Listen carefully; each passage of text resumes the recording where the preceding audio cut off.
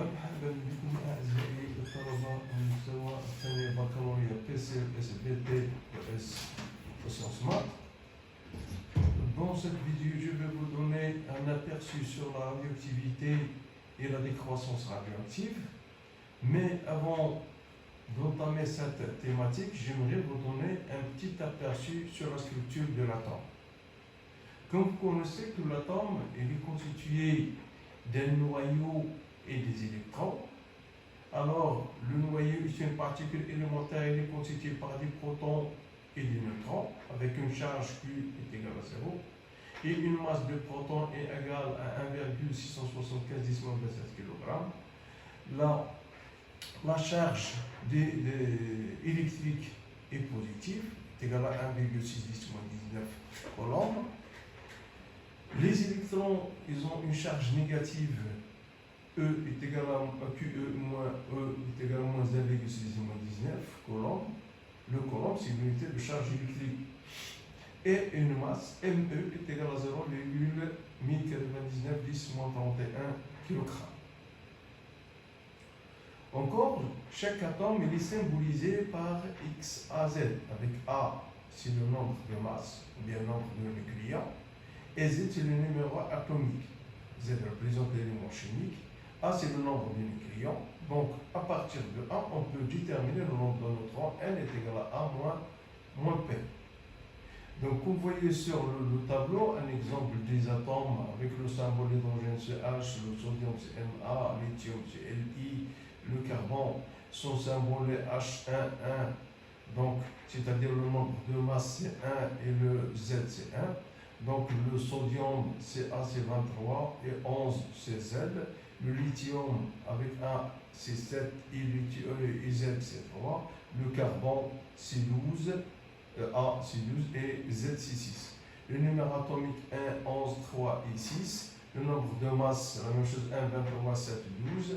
Le nombre de neutrons, c'est 0, 12, 4 et 6.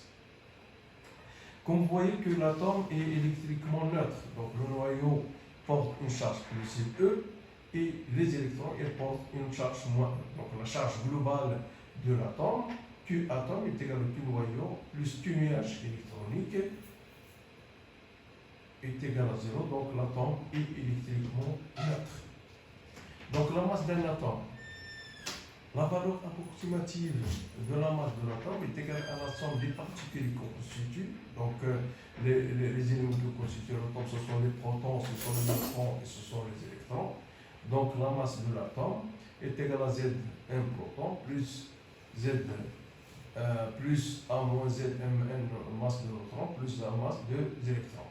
Les calculs ont montré que la masse de protons sur la masse d'électrons est égale à 2000, ce qui montre que la masse des électrons est négligeable devant celle du noyau, puisque la masse de neutrons et de protons sont très voisins. Donc MP est égal à Mn est égal à 1,65 10 moins 27.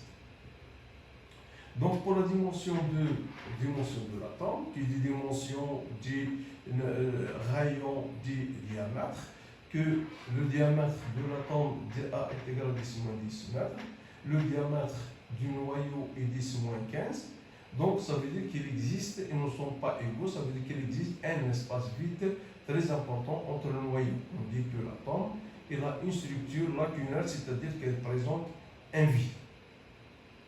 Je passe maintenant aux isotopes. C'est quoi un isotope? Un isotope, ce sont les atomes ayant le même nombre de protons, Z, mais défaire par le nombre de neutrons, donc par A. Et c'est une caractéristique de ces isotopes, puisqu'ils ont le même Z, ça veut dire qu'ils ont la même propriété chimique.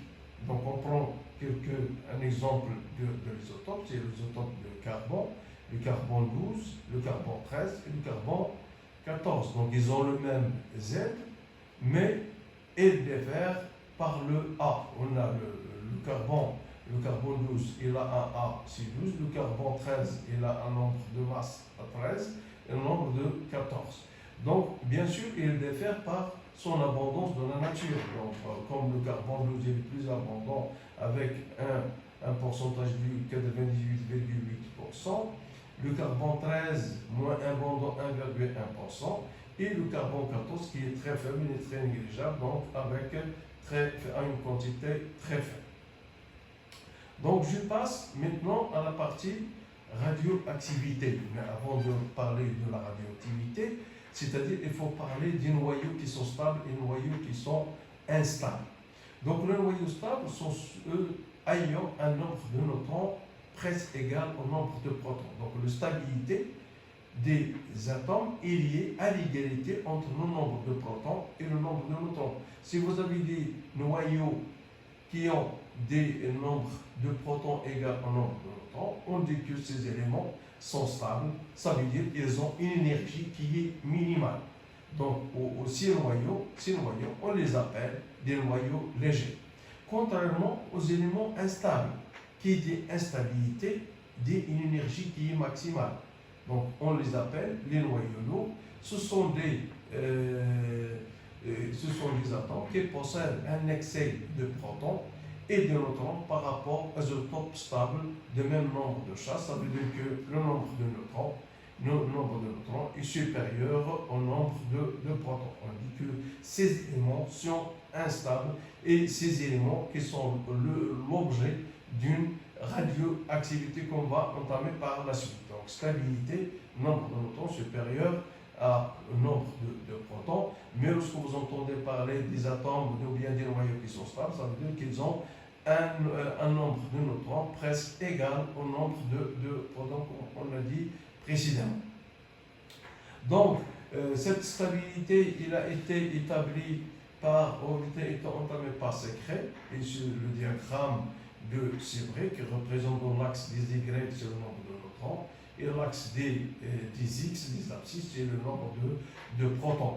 Et là, l'expérience a montré que dans cette ligne jaune, c'est-à-dire vous avez le nombre de neutrons est égal au nombre de protons, bien n est égal à 1,5z, alors cet axe-là, qu'on appelle la vallée de stabilité, il correspond aux éléments, aux noyaux qui sont stables. Mais de part et d'autre de cette vallée, on trouve cette partie bêta-, on va le voir par la suite, et bêta+, qui correspond aux éléments instables. Par contre, l'alpha, il correspond à instabilité, il appartient aux vallées de stabilité, donc il est stable, c'est l'élément alpha, donc ils sont stables. Par contre, de part et d'autre de cette vallée de stabilité, on trouve bêta- et bêta+, qui ont des noyaux qui sont instables.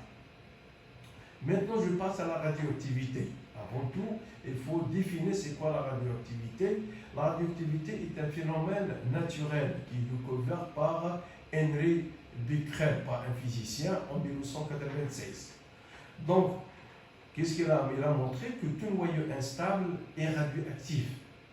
Radioactif, ça veut dire qu'il se désintègre. On dit qu'il se désintègre, c'est-à-dire que le noyau perd. On dit que la radioactivité, c'est un phénomène naturel. Donc, tout noyau instable est radioactif. Et qui dit un noyau instable, ça veut dire qu'il présente soit un excès de protons, soit un excès de neutrons. On dit qu'il se désintègre, ou bien il subit une désintégration. Tout le noyau père, il va se transformer en un autre noyau appelé fils. Nous savons aussi que les noyaux instables émettent des rayonnements pendant leur désintégration. Plus précisément, ils émettent des particules. Ces particules étant injectées à une très grande vitesse, on parle de rayonnement. On va voir dans cet exemple ce noyau, qui présente un excès de neutrons et de protons, il va émettre des radiations, il va émettre des particules, alors, ou bien il va donner aussi des éléments qu'on appelait des noyaux fils. À partir du noyau père, il va donner des noyaux fils et on a une série de désintégrations, ce qu'on appelle une famille de désintégrations. Dans ce deuxième schéma, donc ce noyau il va se désintégrer, il va donner soit un rayonnement alpha, soit un rayonnement bêta moins, soit donner un rayon gamma, c'est une onde électromagnétique gamma. Donc, différents types de réacteurs. Un noyau il est radioactif, il peut se désintégrer spontanément en libérant une particule et de l'énergie. Donc, il émet pour se stabiliser, il émet une particule, et en plus de la particule, il émet de l'énergie pour se stabiliser. Il y a émission de l'énergie excessive qu'il a pour se stabiliser. Cette désintégration elle se fait aléatoirement de le temps. Lors d'une intégration, il y a entre le noyau père et le noyau fils. Donc on ne peut pas déterminer le temps exact parce que c'est un phénomène naturel et c'est un phénomène qui est aléatoire. On ne peut pas déterminer son temps où il va s'effectuer. Donc les types, on va passer au type de radioactivité. On distingue trois grands types de désintégration radioactive, toutes libératrices d'une grande quantité d'énergie. Donc, on a les noyaux qui disent radioactivité, des noyaux stables. Donc, on a les noyaux qui sont lourds, c'est le cas par exemple de la radioactivité alpha, qui donne un noyau d'hélium annoté par alpha. Noyau possédant trop de neutrons, c'est une radioactivité de type bêta-, il y a émission d'un électron. Noyau possédant trop de protons, c'est la radioactivité bêta+, et émission d'un électron. Et bien sûr, à partir de alpha et bêta, on peut obtenir, il peut s'accompagner d'une radiation gamma par des noyaux qui sont excités, c'est-à-dire noyaux fils qui sont excités et qui va émettre un photon, ou bien on peut dire qu'il émet une radiation électromagnétique. Alors, ces émissions, ou bien ces désintégrations, ou bien ce qu'on appelle les réactions nucléaires, ils obéissent à la loi dite de Soudy.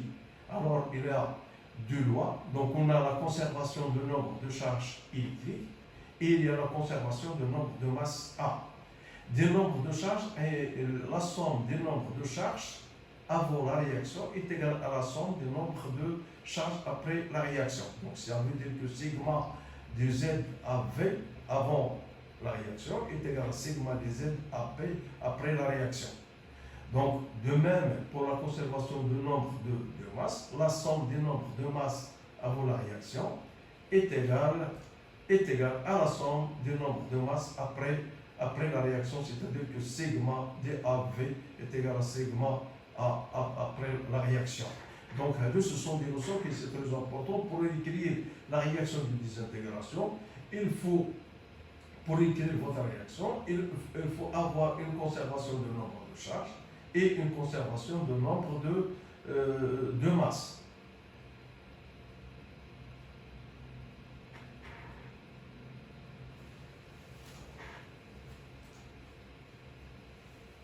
Donc, comme vous voyez sur la figure, on a l'émission de la désintégration qui va donner alpha, bêta+, bêta-, égale moins. On a dit précédemment le noyau d'hélium est représenté par He4, 2, l'électron 0, -1, 0 plus 1, c'est ce qu'on appelle le positon, et le bêta-, c'est l'émission d'un électron, 0-, et gamma, c'est l'émission d'une radiation électromagnétique à partir du noyau excité. Et comme vous voyez, comme dans X, A, Z, qui va donner A moins 4Y.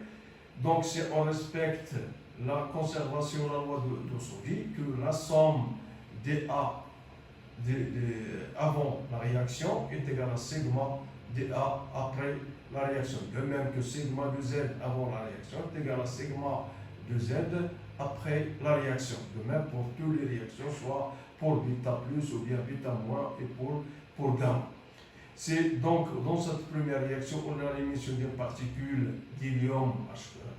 Dans la deuxième, donc on a transformation dans bêta+, on a émission d'un électron. Donc c'est la transformation d'un neutron en un proton plus un électron.